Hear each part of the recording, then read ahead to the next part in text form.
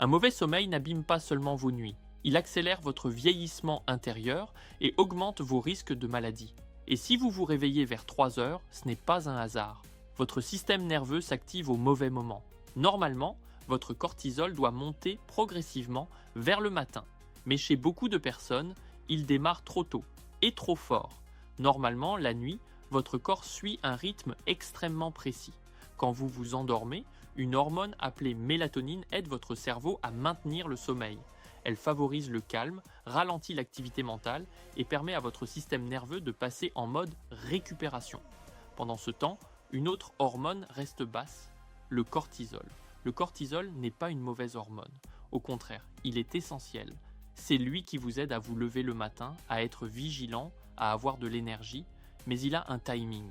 Et ce timing est crucial.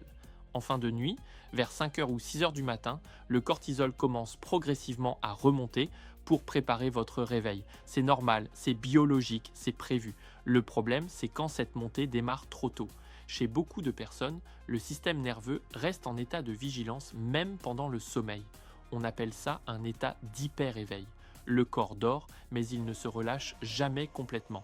Il reste prêt à réagir. Et si le cortisol commence à monter à 3 heures au lieu de 5 heures, votre cerveau reçoit un signal clair, il faut se réveiller. Résultat, vous ouvrez les yeux. Pas forcément parce que vous avez assez dormi, mais parce que votre corps croit que le moment est venu. Et souvent, vous êtes épuisé, mais incapable de vous rendormir. Ce n'est pas un hasard. Ce n'est pas dans votre tête. C'est un système qui s'active au mauvais moment. La vraie question n'est donc pas « comment me rendormir ?» La vraie question devient « pourquoi mon système nerveux se met-il en alerte à 3 heures du matin ?» Et là, on arrive à quelque chose d'encore plus intéressant, parce que ce déclenchement prématuré ne vient pas de nulle part. Il y a des facteurs très concrets qui peuvent pousser votre corps à activer ce signal trop tôt. Et c'est exactement ce que je vais vous expliquer maintenant. Si votre corps déclenche cette alerte à 3 heures du matin, ce n'est pas sans raison. Il existe des facteurs très concrets qui peuvent activer ce signal trop tôt. Le premier déclencheur possible, c'est une glycémie instable. Pendant la nuit, votre organisme continue de fonctionner.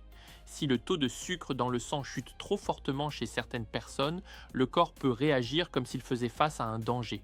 Il libère alors des hormones de stress pour corriger la situation. Cette réaction peut provoquer un réveil soudain, parfois accompagné d'un cœur qui bat plus vite ou d'une sensation d'agitation intérieure.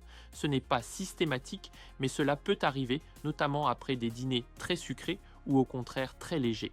Deuxième facteur, la température. Le sommeil profond dépend d'une légère baisse de la température corporelle. Si la chambre est trop chaude, si la couette retient excessivement la chaleur ou si l'air circule mal, le cerveau a plus de difficultés à maintenir un sommeil stable. Le corps cherche naturellement à se réguler et cette tentative d'ajustement peut suffire à provoquer un réveil en pleine nuit. Troisième élément souvent sous-estimé, les stimulations lumineuses et mentales. Une exposition tardive aux écrans, une lumière trop vive en soirée ou même un environnement légèrement éclairé peuvent perturber le rythme naturel de votre organisme. La mélatonine diminue plus tôt que prévu, tandis que le système nerveux reste en vigilance. À 3 heures du matin, il suffit alors d'un micro-bruit ou d'un mouvement pour que l'éveil s'installe complètement. Enfin, la respiration joue un rôle majeur. Lorsque la respiration devient irrégulière pendant la nuit, le cerveau perçoit un signal d'alerte.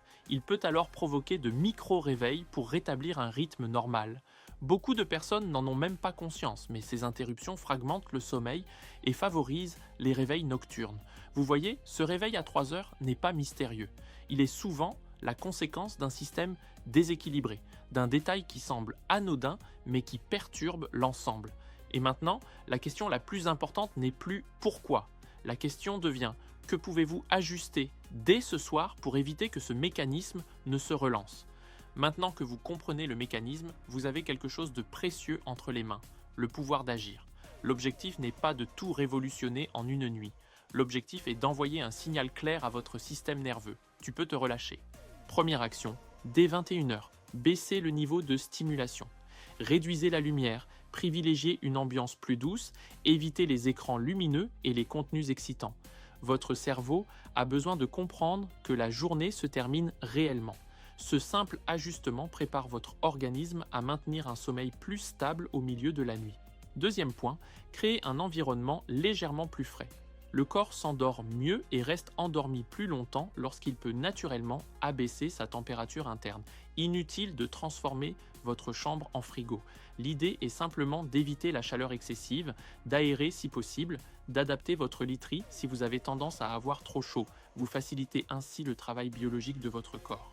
Troisième élément essentiel, si vous vous réveillez à 3 heures, ne combattez pas votre cerveau. Ne regardez pas l'heure, ne commencez pas à réfléchir à votre journée, ne négociez pas avec vos pensées, restez dans l'obscurité et ralentissez volontairement votre respiration. Allongez légèrement l'expiration par rapport à l'inspiration. Ce simple rythme envoie un message de sécurité à votre système nerveux. Vous ne forcez pas le sommeil, vous recréez les conditions pour qu'il revienne. Enfin, adoptez une approche intelligente. Testez une seule modification à la fois pendant 3 nuits. Si vous changez tout en même temps, vous ne saurez jamais ce qui fonctionne réellement pour vous. Avancez avec méthode, observez, ajustez. C'est ainsi que vous reprenez le contrôle. Vous n'avez pas besoin d'un produit miracle, vous avez besoin de cohérence. Et lorsque ces ajustements deviennent réguliers, le réveil de 3 heures perd progressivement de sa puissance. Parce qu'au fond, votre corps ne cherche pas à vous nuire, il cherche à s'adapter. Et dans la conclusion, je vais vous expliquer pourquoi cette cohérence, sur plusieurs jours, peut transformer bien plus que vos nuits. Ce que tu vis à 3 heures du matin n'est pas une fatalité, c'est un signal. Et un signal, ça se comprend. Puis ça se corrige. Tu viens de voir que ton corps ne fonctionne pas au hasard. Il réagit, il s'adapte, il cherche l'équilibre. Et la bonne nouvelle, c'est que tu peux influencer cet équilibre.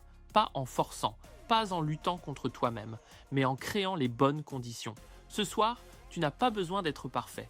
Tu as juste besoin d'être cohérent. Une lumière plus douce, une respiration plus calme, un environnement mieux ajusté.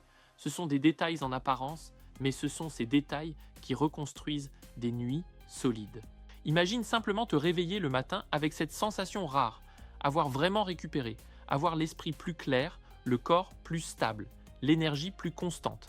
Ça commence par une décision simple, tester, observer, ajuster. Et dans la prochaine vidéo, je vais te montrer un levier encore plus puissant que ce que la majorité des gens imaginent. Un levier simple, accessible mais sous-estimé. Si tu veux reprendre le contrôle de tes nuits, ne la rate pas. Je te souhaite une excellente nuit. Peace.